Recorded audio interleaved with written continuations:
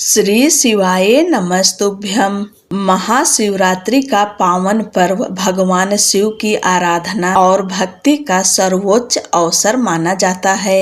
यह रात्रि अत्यंत शुभ और कल्याणकारी मानी जाती है, क्योंकि इसी दिन शिव शक्ति का दिव्य मिलन हुआ था। भक्त इसी दिन व्रत रखकर रात्रि जागरण कर शिवलिंग का अभिषेक कर तथा बेलपत्र, धतूरा और फल अर्पित कर भगवान शंकर की कृपा प्राप्त करते हैं। पौराणिक मान्यता के अनुसार इस पावन रात्रि में भगवान शिव की सच्चे मन से की गई पूजा जीवन के समस्त कष्टों को दूर कर सुख, शांति और समृद्धि प्रदान करती है। जो श्रद्धालु विधि विधान से व्रत कथा का श्रवण करते हैं, उनके पाप नष्ट होते हैं और मनोवांछित फल की प्राप्ति होती है। आप सभी को महाशिवरात्रि की ढेर सारी शुभकामनाएं। भगवान शिव और माता पार्वती का ध्यान करते हुए आप सब इस कथा का श्रवण करें।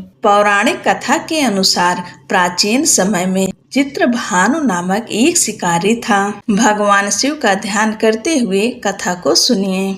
वह रोज जंगल में जाकर शिकार करता और ऐसे ही अपने परिवार का पालन पोषण करता था। चित्रभानु उसी नगर में रहने वाले एक साहूकार का कर्जदार भी था और आर्थिक तंगी के कारण ऋण नहीं चुका पा रहा था।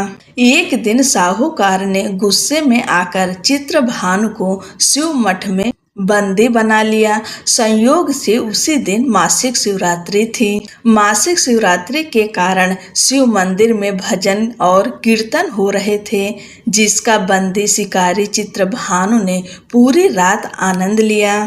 अगली सुबह साहूकार ने शिकारी को अपने पास बुलाया और ऋण चुकाने के लिए कहा, जिसके बाद शिकारी चित्रभानु ने कहा, सेठ जी, मैं कल तक आपका पूरा ऋण चुका दूंगा।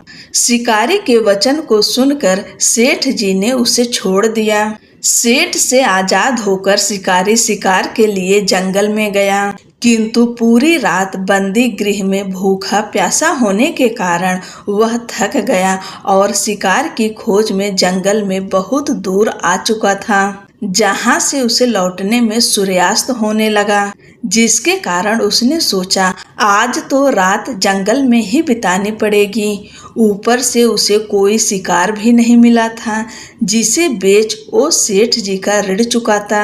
यह सोचते सोचते वह एक तालाब के पास पहुंचा और भरपेट पानी पीकर सुस्ताने के लिए एक बेल के पेड़ पर चढ़ गया, जो उसी तालाब के किनारे पर था। उसी पेड़ के नीचे एक शिवलिंग था, जो पत्तियों से ढके होने के कारण नहीं दिख रहा था।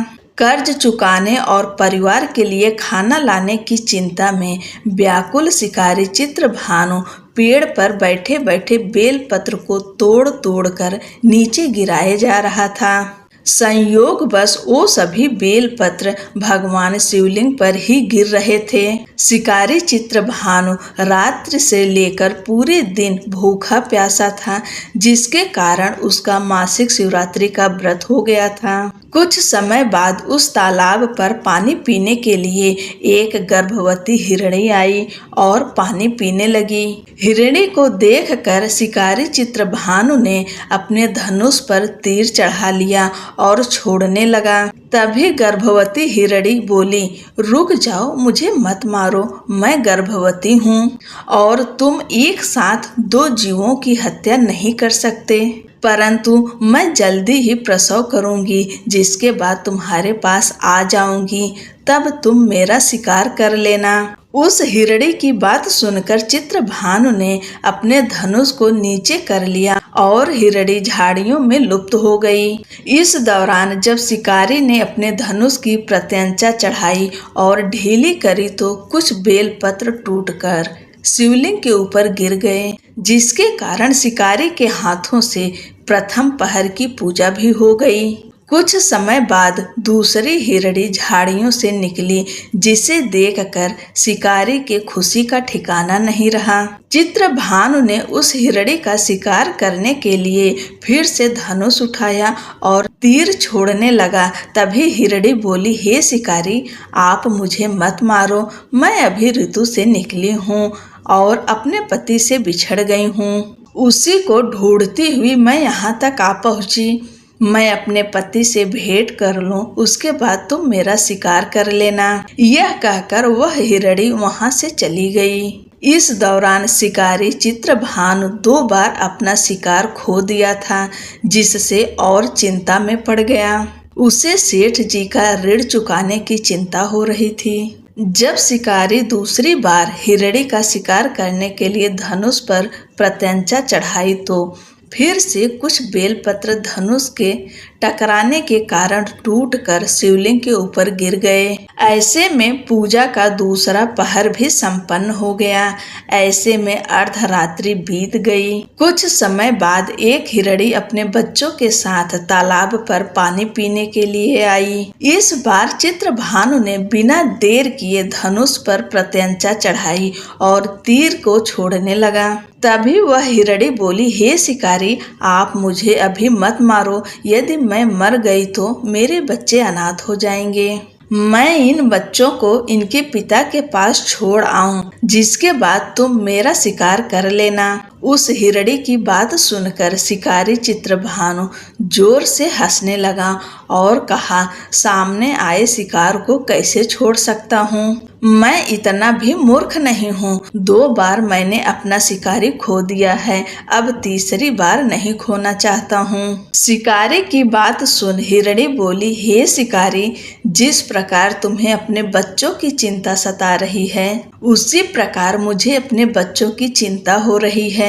मैं इन्हें इनके पिता के पास छोड़कर वापस आ जाऊंगी, जिसके बाद तुम मेरा शिकार कर लेना। मेरा विश्वास करो। हिरणी की बात सुनकर शिकारी को दया आ गई और उसे जाने दिया।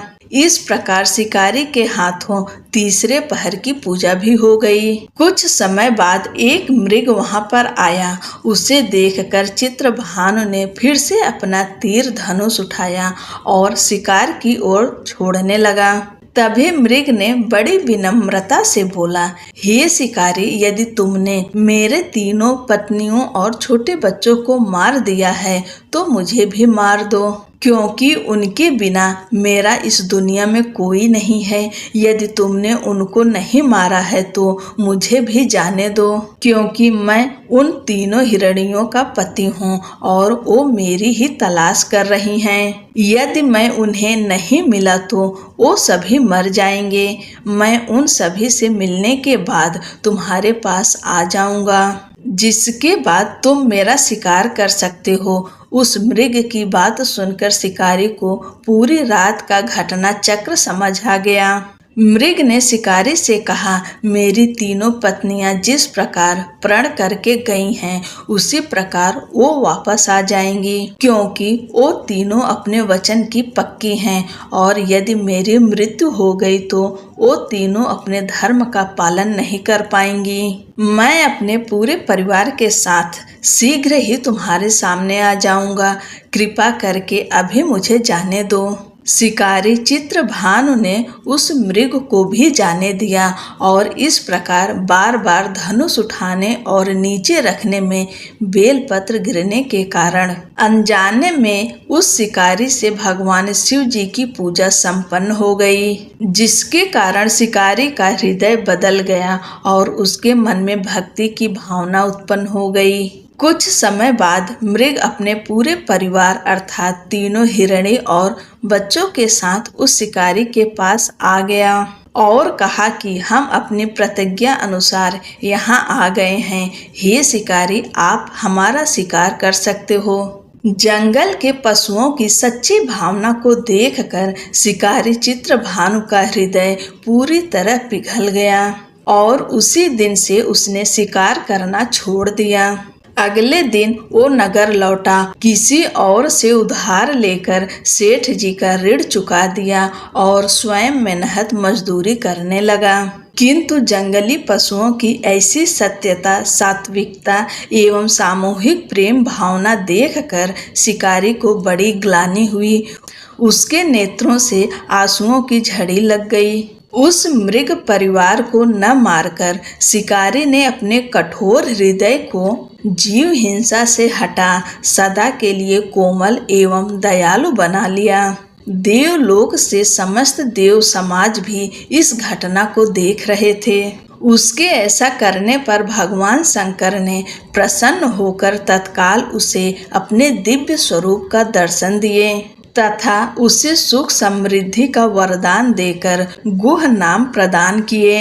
यही वह गुह था जिसके साथ भगवान श्री राम ने मित्रता की थी। ओम नमः पार्वती पतये हर हर महादेव। बोलो भोलेनाथ की जय।